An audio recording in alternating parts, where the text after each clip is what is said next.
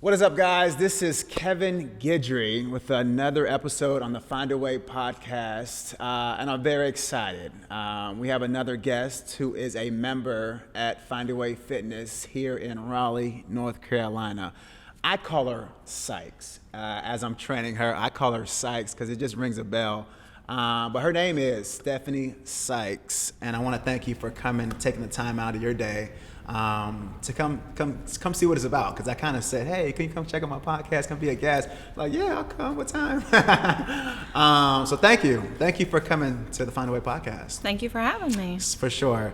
And I'm excited because I always wanted to get different perspectives, not only from you, but from our members. Because I mean, the only time I see you is like when your hair is up, you're training, you're sweating, and it's kind of like I see you when you're working out, but now we get to see a different angle of who Stephanie Sikes is. So first question is literally, who and what is Stephanie Sikes about, your background, where you're from, and so forth? Okay. Well, I'm a mom of four. Chicken mom and kids, 4 of each. And I'm a wife of 17 years. I'm a boutique owner. That's new. That's something I started during the pandemic.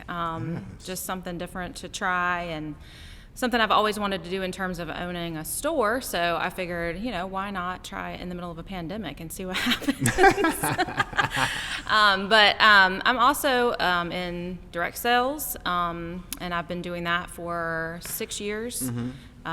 So I am always looking for an opportunity, outside of the home that allows me to still be at home, because being part of, my family and being with the kids, that's super important to me. So, I'm a hustler by nature. Yeah, and you know what that's about. Yes. So I'm always looking for something. I'm actually going to start real estate school soon too. So Wow. I just don't Many have hats. enough. I don't have enough irons in the fire, So I'm going to try to put some more in there. Well, they say 7 streams of income. Well, that's what I know, and I mean, if anything, the pandemic has taught us that you need to branch out and try some different things, because nothing's guaranteed. So so we got there are going to be a lot of moms that see this podcast. Obviously, my clientele. I train a lot of moms. So you say you started a boutique. What is that tailored towards? Is that tailored towards women? Yeah, it's definitely tailored towards women, although my husband keeps asking me when I'm going to carry men's clothing. But it's strictly online right now, and it's just, it's just something that I've always wanted to do. I like fashion, I like clothes, and I like making people feel confident, and that's, part of my direct sales thing too, is just making you feel good. So I just... And I've always wanted to ask you this, and I'm glad you came on, because I know you do direct sales, and I've tried things in the past before I found my sole purpose, and I feel like it's centered around health and fitness. Correct me if I'm wrong. Okay. What exactly are you helping your clientele or your community do in regards to health and fitness? Yeah, it's nutritional supplements, so it's all about more energy, focus, mood support's a huge thing, but yeah, it's really just about filling nutritional gaps and helping you feel, A+. Is that a supplement you've taken that changed your life? Oh, gosh, yeah. Okay. Yeah, 6 years in on it. Oh, wow. Yeah. Wow. Yep. And what exactly does it enhance your mood, or is it something? Yeah, for me, the biggest part is the energy and the mood and the focus for me. Those is it a coffee, or? No, it's like a 3-step system that you do. It's in the first 30 minutes of your day. It really just kind of helps get you going, helps get you energized, maintains the mood all day, helps with digestive support. I mean, it's a full... Yeah, it's multifaceted for sure. Yeah, but it's it really helped me. I lost 40 pounds using it. 40 pounds. Now, I watch my diet. I obviously exercise, but it's really just about, being that kind of jump start for you to kind of get you feeling good and motivated in the right direction. That's powerful. So, I mean, you're 6 years in, so obviously you have some kind of success, and you've built probably some sense of, or some sort of community behind it. Oh, yeah. Which leads me to my next question. What's the first thought, or what comes to mind when you hear the word community? So community for me is about a lot of different kinds of people that are all centered around a common goal or belief system. That's what the Find a Way community is for me. We all have something that we're striving towards. We have that common goal of wanting to feel our best, be our best physically. And it's the same thing with, that direct sales community and team. It's people who want to feel better, who want to be more financially free. That's what community is all about. It's about, a common goal, theme, belief system, and everyone's rallying around that and That's has powerful. that in common. That's powerful. So, and I always forget, because I train a lot of people. I always forget how I meet, specifically when and where and how. But our viewers here, how did you, we call our community the Find a Way family. How did you get introduced to, or how did you hear about this trainer named Kevin, or what sparked you to come find out what was going on? So because of my business, I'm always trying to make more connections. And so we became friends on Facebook. And I started seeing, when you were training at another place, what you were doing, and I really loved your energy. And so I decided to give that place a try. Well, you were gone within a week of me Really? Was it that fast? I never even got to train with you at that place. Are you serious? Wow. See, that's why I'm glad we did this. 'Cause I didn't know it was that quick of a transition. Yeah, I started the week before you were let go from that place, and then I was like, all right, cool. Well, I joined because of that dude, and now he's not here anymore. Wow. So, I just kind of hung out at that spot waiting for you to make your move. And so as soon as you did and you started training over at the factory, I started joining there and That's powerful. was going to classes with you and going classes there and balancing it all. And That's then powerful. you made the shift. And That's powerful. I became And a founder. You're a Find a Way founder. Yeah, I was about to say, you are a Find a Way founder. Yep. That's crazy how that transition, because it was fast. Oh, yeah. And abrupt. And for those that watched the first couple episodes and when I shared my story, man, it was a heck of a journey. But you find out who supports you. And Miss Stephanie Sikes, as I call Sikes, she's a founder that believed not only in the Find a Way of the Find a Way family, but she believed in my vision before I even had a gym, which is powerful. So thank you for your support over the last year and month we're in now, 2 months, which I want to kind of segue into like life, health, fitness, if you could, the younger Sikes, and you still are young, so don't ever say you're old. Turned 40 this year. Yes, the big 40. And that's young, because I train anywhere from 25 to 65. So if you could tell yourself, say 10, 15 years in regards to health and fitness, to what you know now, what would you tell her? It is a marathon. It is not a sprint. Part of my problem has always been wanting things fast, and I think that's one thing that turns a lot of people off back to the direct sales and health and wellness side of that industry, is that people think quick fixes. Yeah. And that has been something that I've always struggled with, is wanting results faster than the time it takes to get those results. And so I would tell myself then, just keep working at what you're doing, stay consistent. Don't look for that quick fix thing, that that easy way out. There isn't one. It's just consistency and showing up every day and just doing the work and putting in the work. That's something that I have always struggled with, and I've just kind of come to terms with over the last couple of years, is realizing that I'm going to get where I want to be by just continuing to stay consistent and putting in effort. There's going to be hiccups throughout life, For sure. I look at myself now and I look at myself, a year ago, and I'm like, oh gosh, I was in better shape a year ago. Well, there's lots of life that happens in there, and just stay consistent. Don't give up on it, even if now you're not where you want to be and you look different than you did a year ago, whatever. It's just consistency.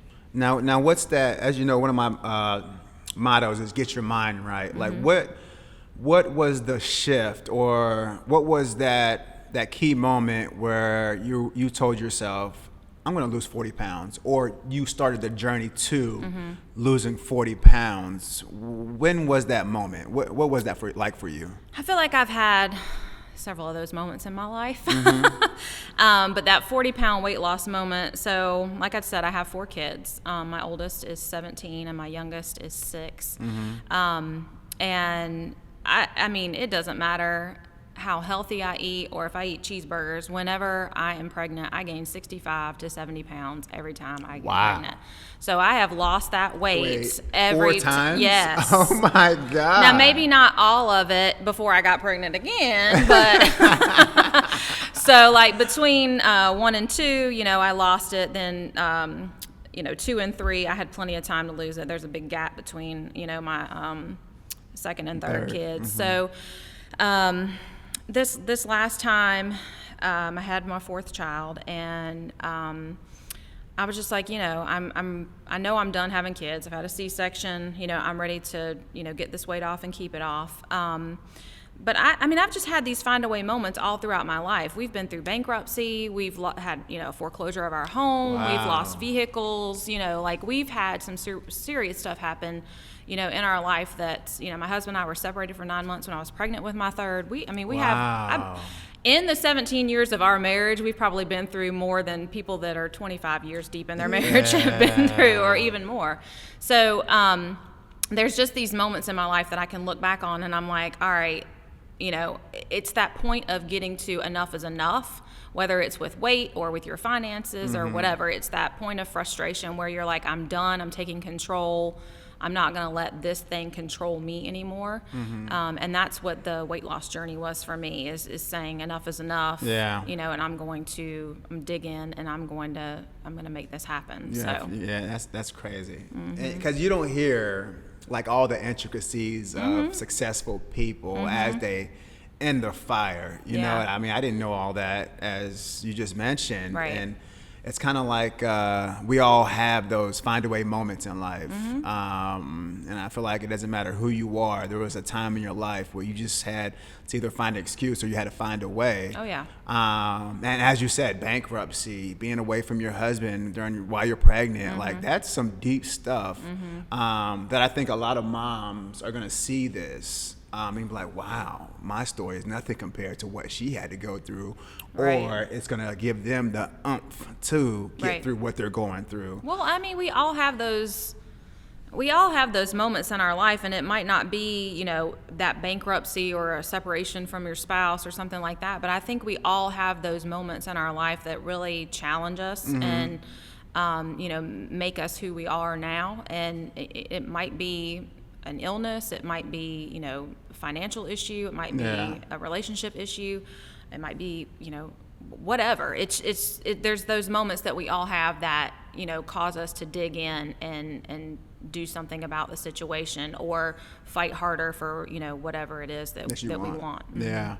And I want people to make sure this is not something that you can say without actually going through it, because there were moments where I'm pretty sure you broke down. Oh, yeah. I'm pretty sure there were moments where you just felt like everything was against you.